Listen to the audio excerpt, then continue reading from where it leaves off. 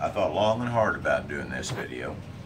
At first I thought it was kind of silly, because I thought, well, certainly about everybody knows how to do this. But then I started asking around, and a lot of people, both men and women that I knew, were saying, no, you got to do that. And several of them, I don't know how to do that. So anyway, we're going to take this whole chicken, and we're going to cut him up, bread him, and fry him, so that you know how to do both things. If whole chickens are on sale at the store, you can buy a couple extra. You know what to do with them. All right, roll the music and we'll get started.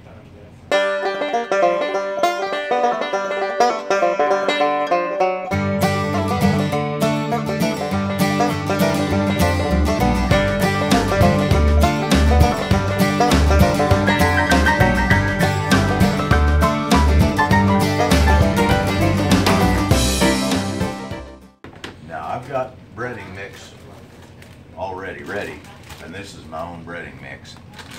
And all it is, and it's real simple, any dummy could do it, is a box of Jiffy cornmeal mix, and then you throw it in a big bag like this. Then you throw in a similar amount of flour, and then all it is after that is just some seasoning, salt, and pepper. That's all. All right, first thing you do is the wing. And you want to cut a little breast meat with the wing, and that way, and basically he just almost falls out of the joint. You can see where the joint is. Simple to cut it off. All right, we're going to turn it back against itself like, well, wet slick little devil, about not going to stay. Like so. Dump it in the bag. Now my theory on this is this. I cut it up, I immediately put the parts in the bag. And the reason for that is because then over a little period of time while you're doing other things, it'll soak up that breading a little bit, and then you got an opportunity for it to be retossed. When you retoss it, it'll soak up a little more, pick up a little more, and then you got a nicer, heavier breading on your chicken. Now, on the leg is just as simple as the wing is. You just cut the skin and flesh down to where you see the joint is, and then you just pop the joint out, and then you just cut it. Okay, now to remove the thigh from the drumstick, there is a little bit of gristle in the joint, and of course now that we're filming, I can't find it. So all you have to do, if you can't find it instantly, just feel around for it. Try again. You'll come up with it. All right, get the other leg right quick.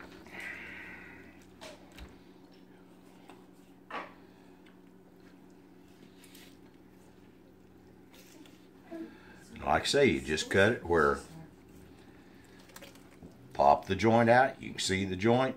Just go right in there behind it. Cut her off. No problem whatsoever.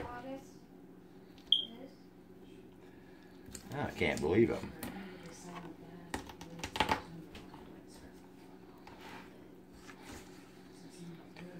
All right.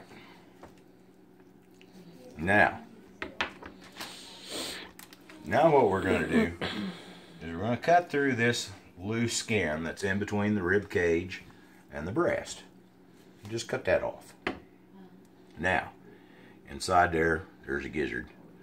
If you like any of that stuff, bread it, cook it with the rest of the chicken. If you don't like it, that's fine. Do other things with it. All right, now this is the same thing. You just pop it backwards.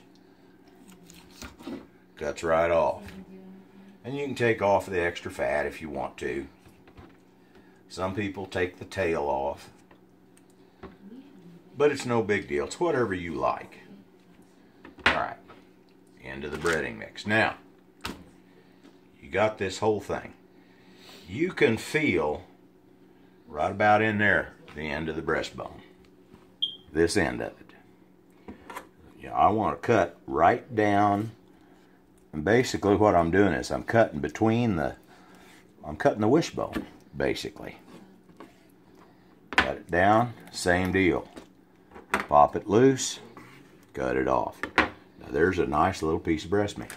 Now, Back over on its side. You go through the little hole here under the armpit and cut through the ribs.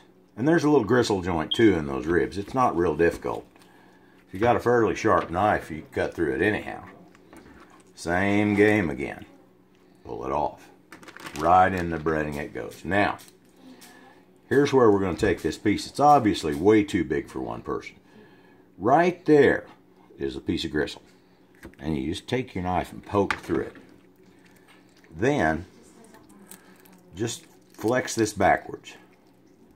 Okay? And when you do, you can just pull that breastbone completely out of there, just like that.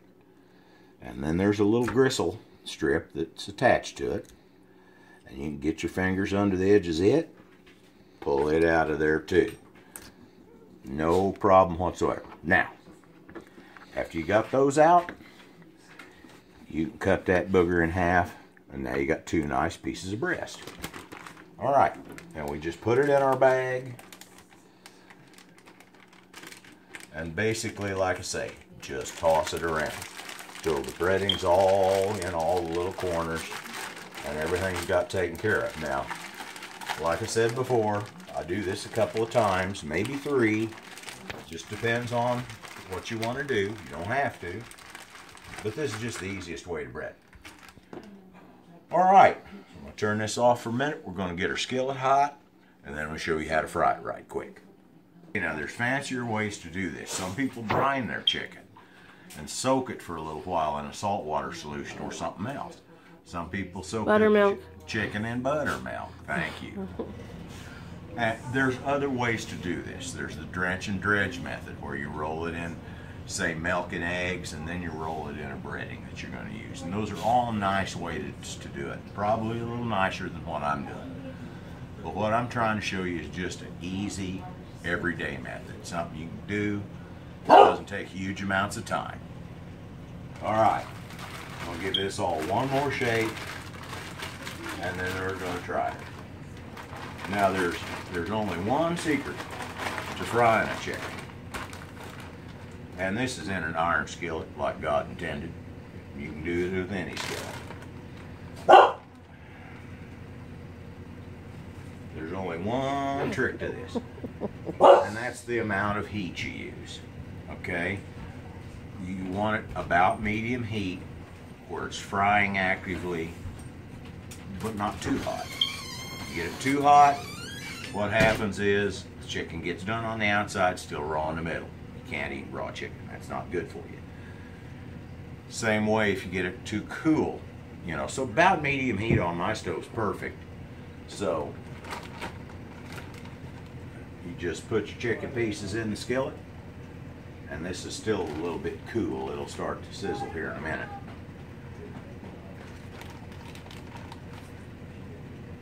And you want just enough oil that it maybe almost comes halfway up on the chicken, something like that.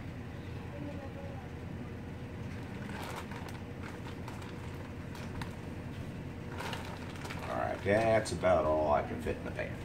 Is it done yet? Yeah. Okay. At this point, you got everything going. You just turn it over once in a while. When the whole thing gets dark colored like this, it's going to be done. This is why the temperature is kind of important. You get the heat too hot, it'll brown on the outside and it'll still be raw in the middle. If it's too low, it won't brown right. You have an old, nasty, dried up chicken. So there we are. Okay, well there we are. We have some finished fried chicken. Like I say, there's different ways of doing it. There's fancier ways of doing it. This is just my everyday recipe. We have fried chicken about once a week, and this is how I fry it. So I want you all to have a quality day. Hope you got something out of this.